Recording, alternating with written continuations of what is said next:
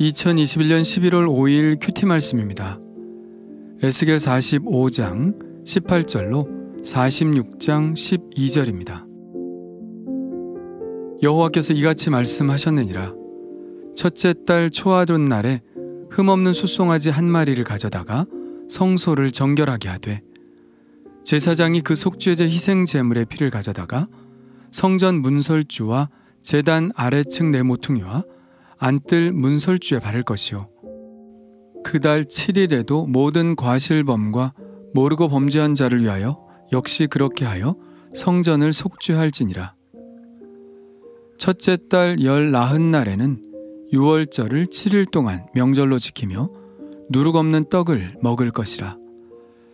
그날의 왕은 자기와 이 땅 모든 백성을 위하여 송아지 한 마리를 갖추어 속죄제를 드릴 것이요, 또 명절 7일 동안에는 그가 나 여호와를 위하여 번제를 준비하되, 곧 이레 동안에 매일 흠없는 숫송아지 7마리와 순양 7마리이며 또 매일 순염소 한 마리를 갖추어 속죄제를 드릴 것이며, 또 소제를 갖추되 숫송아지 한 마리에는 밀가루 한 에바요, 순양 한 마리에도 한 에바며 밀가루 한 에바에는 기름 한 흰씩이며, 일곱째 달 15째 날에 7일 동안 명절을 지켜 속죄제와 번제며 그 밀가루와 기름을 드릴지니라.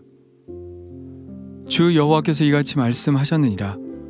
안뜰 동쪽을 향한 문은 일하는 엿새 동안에는 닫되 안식일에는 열며 초하루에도 열고, 군주는 바깥문 현관을 통하여 들어와서 문 벽 곁에 서고, 제사장은 그를 위하여 번제와 감사제를 드릴 것이요, 군주는 문 통로에서 예배한 후에 밖으로 나가고 그 문은 저녁까지 닫지 말 것이며, 이 땅 백성도 안식일과 초하루에 이 문 입구에서 나 여호와 앞에 예배할 것이며, 안식일에 군주가 여호와께 드릴 번제는 흠없는 어린 양 6마리와 흠없는 순양 한 마리라. 그 소제는 순양 하나에 밀가루 한 에바요, 모든 어린 양에는 그 힘대로 할 것이며 밀가루 한 에바에는 기름 한 흰씩이니라.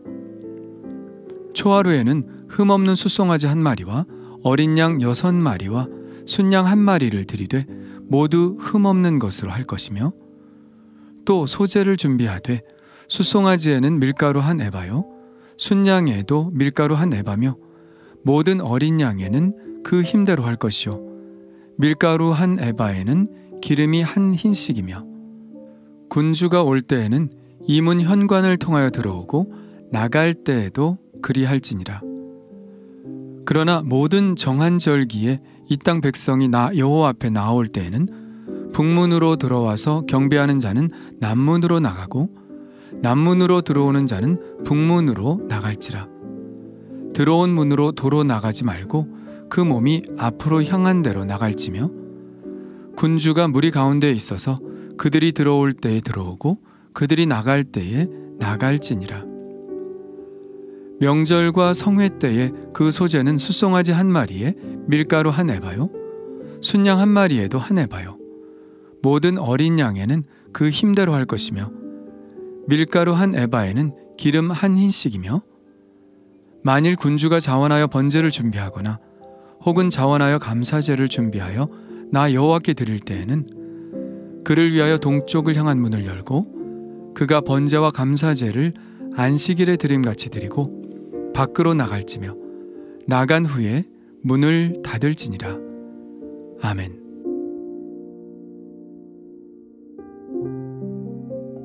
오늘 말씀은 43장에서 이어지는 말씀이라고 생각하면 되는데요. 43장에서는 제단을 성별하는 제사를 드렸다면, 오늘 말씀의 시작은 성소를 정결케 하는 제사에 대해서 말씀하고 있습니다.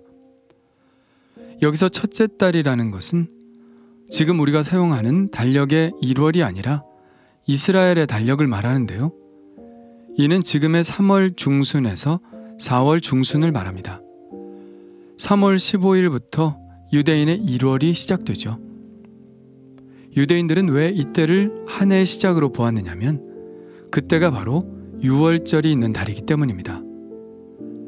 이스라엘 민족의 본격적인 시작은 유월절이라고 할 수 있죠. 유월절이라는 공통의 경험을 가지고 있는 사람들이 이스라엘을 형성했습니다. 그래서 유월절이 있는 달을 첫째 달로 삼은 것입니다. 그 첫째 달을 니산월이라고도 부르는데요.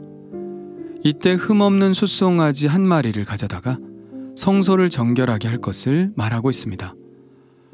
그 숫송아지의 제사는 속죄제인데 그 피를 가져다가 성전 문설주와 제단 아래층 네모퉁이와 안뜰 문설주에 바르도록 했죠. 이것은 유월절 관습과 매우 비슷하죠. 유월절에도 피를 좌우 문 인방과 문설주에 바를 때 죽음의 사자가 넘어가지 않았습니까? 그러니까 이 희생제물의 피는 속죄의 피이고 그 속죄의 피는 혹시 있을 수 있는 이스라엘의 죄를 덮어주는 역할을 하는 것이죠. 그러니까 정결함을 얻는다는 것은 스스로 할 수 있는 것이 아니라 오직 희생의 피 때문이라는 것, 죄의 삭은 사망일 수밖에 없다는 것을 이야기해 주는 것이죠.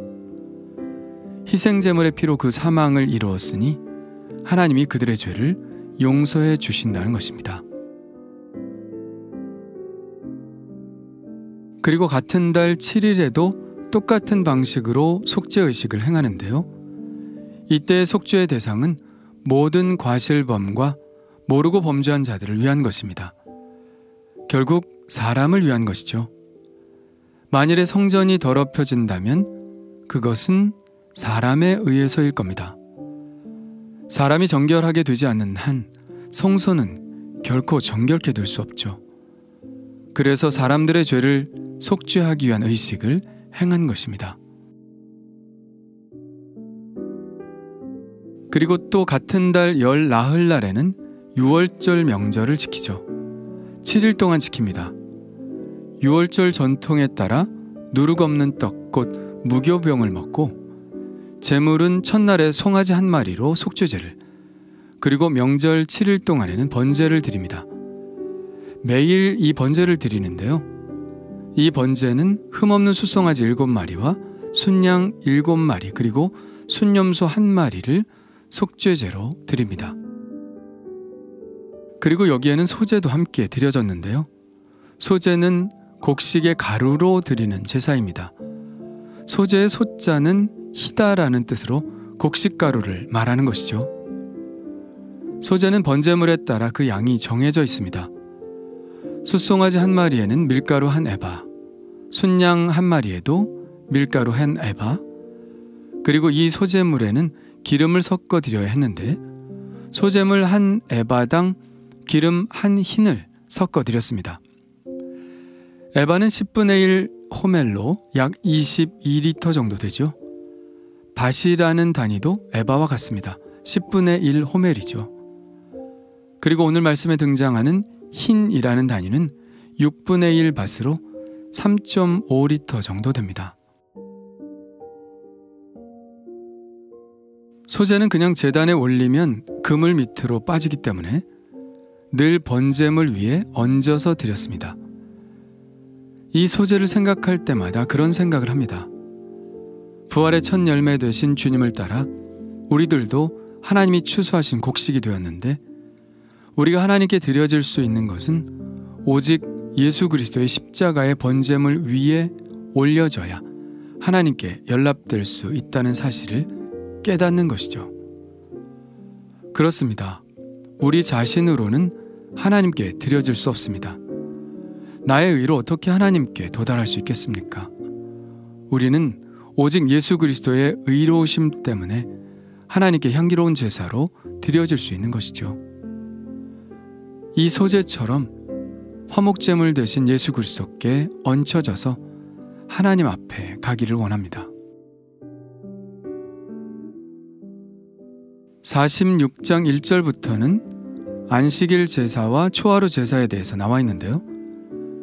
그리고 9절부터는 절기의 제사, 11절부터는 명절과 성회의 제사에 대해서 다루고 있고 마지막으로 12절에는 군주가 자원하여 드리는 제사에 대해서 말씀하고 있습니다. 구약의 제사의 종류가 참 많고 복잡해 보이죠? 그러나 간단하게 말하자면 매일 드리는 제사, 안식일 제사, 초하루 제사, 그리고 절기 제사라고 할 수 있습니다. 그 제사에 따라 제물들이 각각 다르게 정해졌죠. 그런데 오늘 말씀에는 이런 제사들의 제물에 대해서 언급하고 있을 뿐만 아니라 제사를 드릴 때 지켜야 하는 공간에 대한 이야기도 하고 있습니다. 2절에 보면 군주가 들어올 수 있는 공간도 한정되어 있습니다. 과거 역대 왕들은 번제단 앞에서 연설도 하고 기도도 하고 했는데 이제는 안뜰 출입이 엄격히 규제되었습니다. 왕이라 할지라도 문 통로에서 예배할 수 있을 뿐이었죠. 제사가 행해지고 있는 안뜰을 바라볼 수 있을 뿐 그 안뜰을 밟지는 못했습니다. 그렇다면 백성들은 더할 나위가 없겠죠. 백성들은 안뜰 문 밖 입구에서만 예배할 수 있었죠. 바깥뜰에서 엎드려 기도를 드릴 수밖에 없었습니다. 안뜰로 들어가는 동쪽 문은 평소에는 닫아두었다가 안식일과 초하루만 열었습니다. 그렇지 않은 날에는 남문과 북문을 이용할 수밖에 없었죠. 이러한 사정은 바깥뜰도 마찬가지였습니다. 9절에는 이렇게 말씀하고 있는데요. 그러나 모든 정한 절기에 이 땅 백성이 나 여호와 앞에 나올 때에는 북문으로 들어와서 경배하는 자는 남문으로 나가고 남문으로 들어오는 자는 북문으로 나갈지라. 들어온 문으로 도로 나가지 말고 그 몸이 앞으로 향한 대로 나갈지며. 이것은 군주도 마찬가지였습니다. 군주도 무리 가운데 섞여서 백성들이 들어갈 때 들어가고 나갈 때 나가야 했습니다. 그렇다면 왜 남쪽 문과 북쪽 문만 개방되었을까요? 이것은 이미 44장의 하나님의 말씀에 나타나고 있는 것이죠. 그가 나를 데리고 성소의 동쪽을 향한 바깥문에 돌아오시니 그 문이 닫혔더라.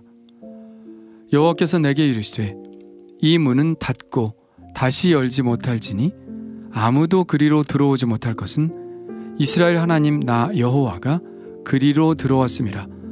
그러므로 닫아둘지니라. 동쪽 문을 닫아두신 이유는 하나님께서 다시는 그 들어오신 문을 통해서 나가시지 않으시겠다는 약속입니다. 영원히 성소에 임재하시겠다는 약속이죠. 그러므로 이스라엘 백성들은 동쪽 문을 사용하지 못한다고 해서 섭섭하지 않을 것입니다. 그 닫혀진 문을 바라보면서 하나님이 언제나 이 성소 안에 계신다는 그 약속을 상기할 수 있었으니까요. 그런 찬양이 있죠. 세상 등지고 십자가 보내 뒤돌아서지 않겠네. 이스라엘 백성들이 뒤로 돌아가지 않고 그 몸이 향한 방향으로 그대로 간 것처럼 또 하나님께서 동문으로 들어오시고 다시 뒤돌아 나가시지 않겠다고 약속하신 것처럼 믿음의 삶은 하나님이 계신 그곳을 바라보고 앞으로 전진해 나가는 것이라는 깨달음을 얻습니다. 히브리서에 이렇게 말씀하시죠. 나의 의인은 믿음으로 말미암아 살리라. 또한 뒤로 물러가면 내 마음이 그를 기뻐하지 아니하리라 하셨느니라. 우리는 뒤로 물러가 멸망할 자가 아니요 오직 영혼을 구원함에 이르는 믿음을 가진 자니라. 나는 과연 앞만 보고 걸어가고 있나요? 뒤를 돌아보지는 않나요? 오직 주님만 바라보며 뒤로 물러가지 않고 믿음의 전진을 하기를 오늘도 결심해 봅니다. 주님 감사합니다.